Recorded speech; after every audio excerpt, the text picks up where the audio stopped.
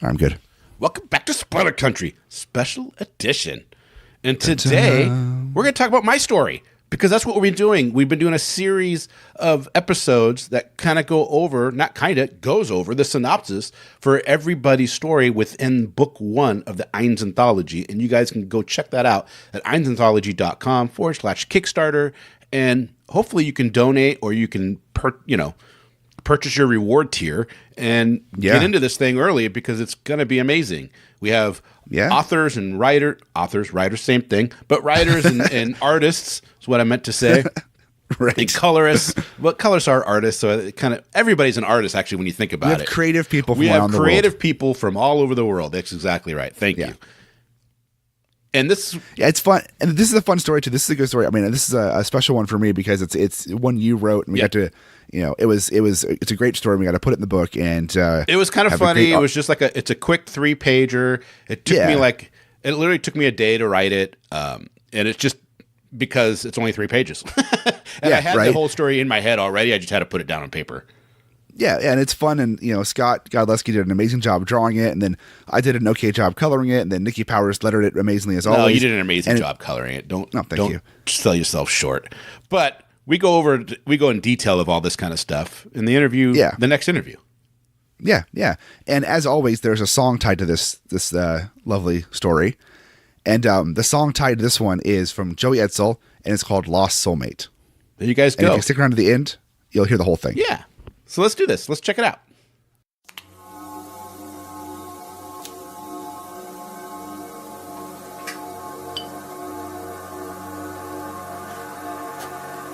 Monsters are everywhere.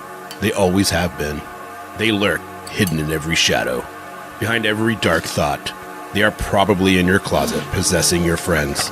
And they're almost certainly creeping behind you now. They are most often undetectable. And when they're not, it's too late. Throughout time, these monsters have feasted on society, both physically and metaphysically. The chaos they bring fuels a great dark spirit that seeks to end the world with pain and torment. The Eynes are our only hope. The Eynes family has been cursed since before recorded history to detect the presence of these monsters. It is their bound duty to stop these creatures from destroying humanity through any means necessary, be it by sword, spell, or other. Though the Eynes can feel when the creatures are in close proximity, the monsters themselves are also drawn toward the family. But not everything is as it seems. And although the war between the monsters and the Eynes has waged for centuries, the black and white battle lines have grayed over the years. Not all monsters may be considered evil. Not all Eynes are as righteous as one would think.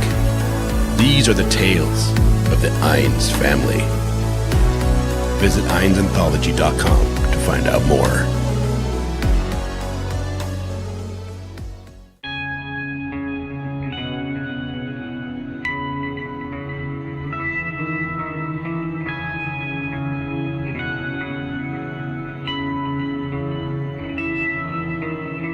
Nancy Eynes, Krampus Killer. Written by Kenric Regan. Art by Scott Godleski. Colors by John Horsley. Letters by Nikki Powers. Nancy works for the big guy. She hunts the thing that devours kids in the streets. Krampus.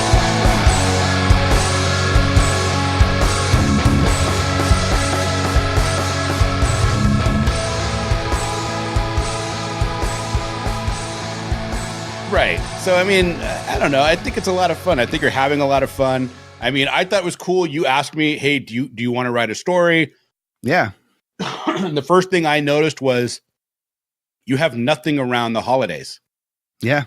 And how do you have 20 or 2,000 years or 2,500 years of... 1,000 years. Is it just 1,000 years of history? That's it? So far, yeah. There's more planned, but there's only 1,000 years in the first book. I think you tell me this every time. I think I always say 2,000, and then you always say, no, it's 1,000. You do. Anyways, or is it 800 actually? Well, it's 1,100. In the first book, the first story takes place 1,100, and the last story takes place in 2025, so just under 1,000. Yeah. So my thought was, you said, hey, do you want to write a story? And I was like, Yeah, but you did tell me, you're like, look, you got to write it, but if you write it, it may or may not make the book. Right. Because it has to be as good as the worst one that's in there, in your mind. Yeah, I wasn't just going to print it because, we're buddies and we do a podcast together. I was only going to put it in the book if it was worthy of the book, Right. So what I did is I looked at all the titles and what you had going on, because I had privy to all that stuff. And I said, yep. how do you have 1,000 years of history and not have a holiday story? Specifically Christmas. You know what I mean? Right. Supernatural and Christmas just kind of goes hand in hand when it comes to that kind of stuff. Right. And so I was like, how cool would it be to do something with Krampus, who I think is just a funny, I don't know, it's not actually really funny. It's actually kind of fucked up what they do. And during that whole time, like December 5th is the night of Krampus, and they scare the crap out of kids. And not just like teenagers, like 3 and 4 year olds, you know? Yeah. I think it's kind of messed up. But anyways, so I was like, oh, and you don't have one that's in the 90s. Yeah, which is, that was weird to me. Teenager in the 90s, so that's like my decade. You know what I mean? Yeah. So I was like, how do you not? And I thought it was just so simple. We'll just have Pearl Jam playing on a radio. Yeah. I'll tell you what time it is. But that's not in there. But the radio's playing, but it doesn't. But in the script, I actually call out that it's what song's playing, what album's playing, all that kind of stuff. And that sets, and that was the winter that album had come out. That's why I chose that one. But then we just put in the date when it starts. Yeah, we just put in the time and date where it starts. So Detroit, Michigan, 1991. And you said you just needed like 3 pages to round it out. And I'm like, perfect. I'll give you a 3-page script. It'll be good. And I just figured if we start this with a simple, in my mind, you know what I had in my mind when I originally started writing it was Aeon Flux. Oh, yeah. Yeah. Yeah. Just the badass girl that is like beyond reproach on any kind of skill set. You know what I mean? Right. And so that's why I kind of wanted Nancy to be that type of person that was like, every year she goes out and she kills Krampus. Yeah. And that's what she does. And Krampus in this universe is not a single entity. It's a plethora of demons that have the same goal. And then they possess their whoever. And then, once they kill, once they've killed a child, they've taken over that body completely. This was all in my mind, right? They've taken over that body completely. And so that's why Nancy kills, even though it's a possessed person, the body has morphed, as you'll see in the amazing art by Scott. Oh God, he knocked it out of the park on this. Oh my God. Pages. Could you believe that? When we got the first set, that we got the wireframes, we're like, oh yeah, that'll work. Yeah, yeah. But then when he sent over the black and white, we're just like, oh my God. I mean, we paid an arm and a leg to get Scott to come in there. We did. Oh, it was worth it. It was worth it. But you see what he charges, because wow, did you knock it out? They're so good. And then I felt when I did the colors over it, I was like, oh man, I got to make sure I bring my A game on these coloring, because I don't want to. It looks amazing. I don't want to let down colors. Scott. And then is it Nikki? Yeah, Nikki Powers did the lettering for us. Yeah, doing the lettering, and Scott did the pencils and inks. Yeah, which was just awesome. But in my mind, when I was writing that story, was I want to set it up so that we can do more of those at some other time. Yeah, it'd be cool to have like an annual Christmas story with Nancy. Yeah, or we could choose somebody else, but we could definitely do like every year do a 3 or 4 page story with her. Yeah, and then maybe someday we can put them all in its own book. Yeah, and then you can have Kenric the Krampus story. Totally. I think next year we'll have you or I will be possessed by Krampus and shot in the head by Nancy. There we go. Just the same art. We'll just superimpose our heads on it. Right. You just see like full on Monty Python style. Oh, that'd be great. That's actually Johnny art from 2002. What? My art? The way, yeah, not your art. I shouldn't say art, but all the super, because like when you did the Joan Leone stuff, it's a lot of it is like superimposed stuff. Yeah, it is. It's or all super. The Sergeant Blinko and the Sergeant Blinky. Blinky. Yeah. So So sorry. Yeah, you don't even know the comics I put out, man. You haven't even read them all. I read your Y2CL. Yeah, you read that one. You bought that one and read. I know that because you called me afterwards. But that was a long time ago. That was a long time ago. So yeah, it was a lot of fun writing that story, man. And thanks for giving me the opportunity.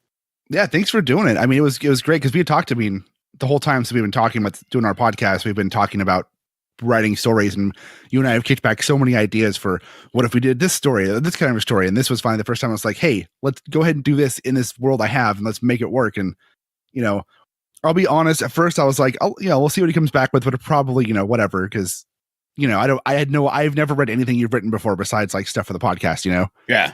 So I was like, well, if it's good, it's good. If it's not, it's not. Whatever. I'm not gonna feel guilty if I don't like it. But you turned it in. I was like, oh no, I enjoy this. This is cool. This is fun because it captured a lot of that story for me. It captures a lot of kind of what this book is meant to be about. It's meant to be snippets in time and snippets of stories. Like, it's definitely not a full story, right? It is definitely like a piece of the story. And that's exactly what I wanted. And it captured that immensely to where you get just enough like, oh, I want more. And then it's over, but you're satisfied with what you got, but you want more.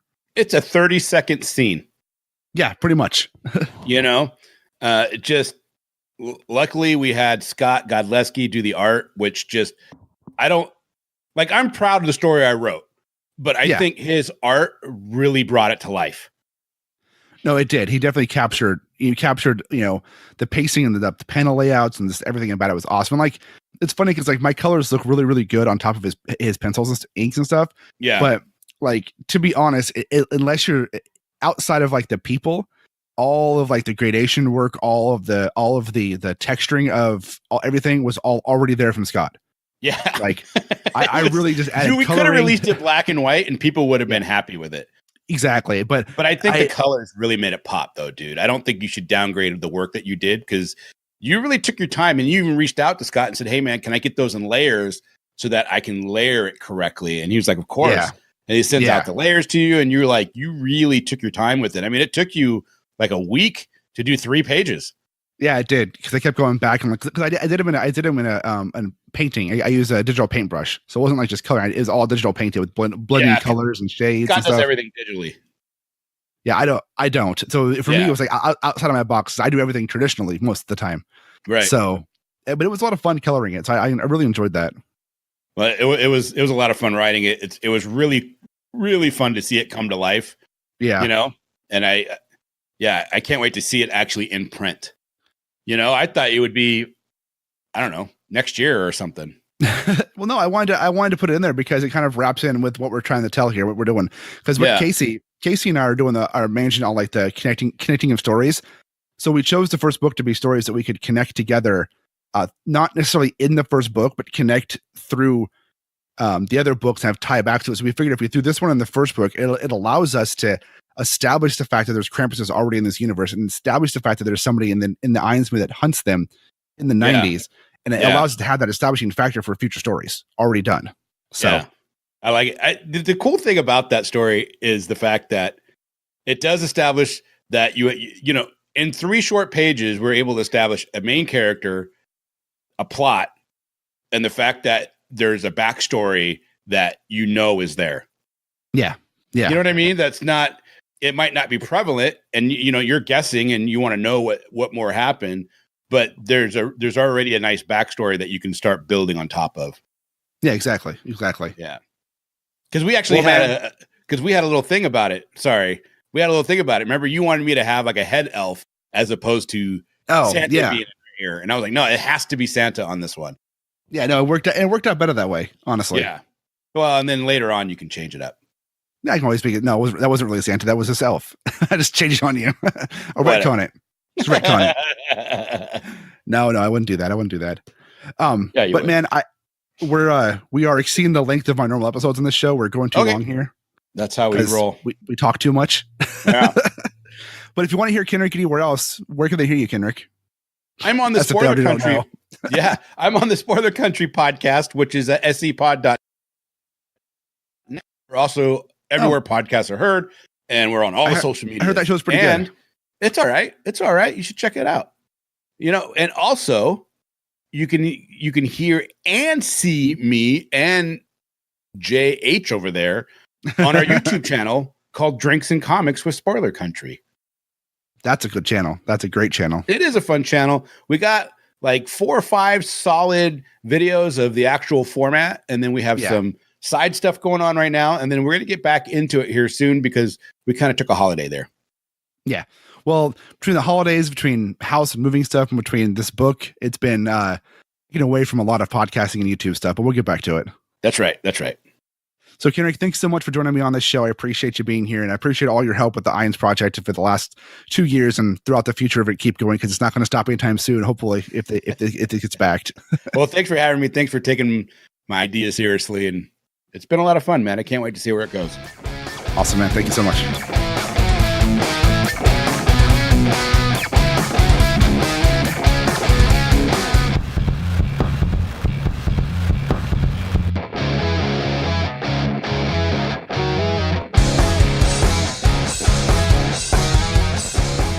We have a story in there written by your co-host, Kenric Regan. What a putz.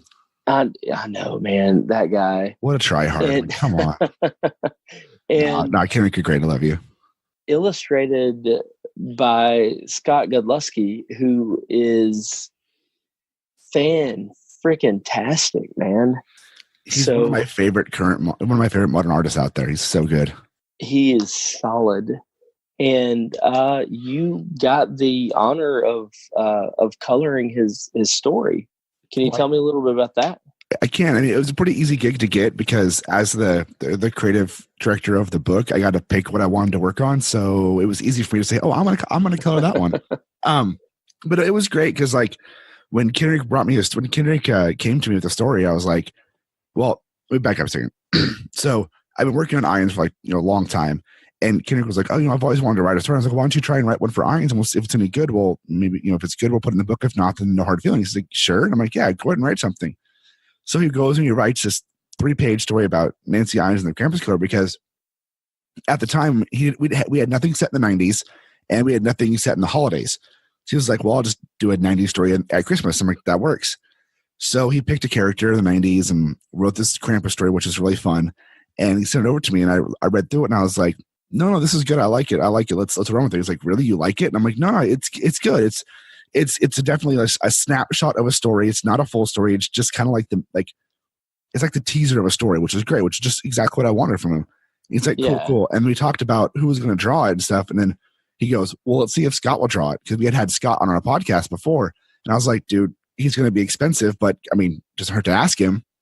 So Kenric emailed him and asked him. He's like, "Yeah, I'll do it." So we worked out a page rate and paid the man his page rate. And he drew these 3 fantastic pages for Nancy Eynes' Krampus Killer. And as soon as we got the pages back, I told Kenric, I was like, "I'm going to color this, and it's going to be fan-freaking-tastic. I'm going to love it." So I got all the pages back, and I started working on them. And then when Scott first sent us the pages, they were all flattened pages like they should be.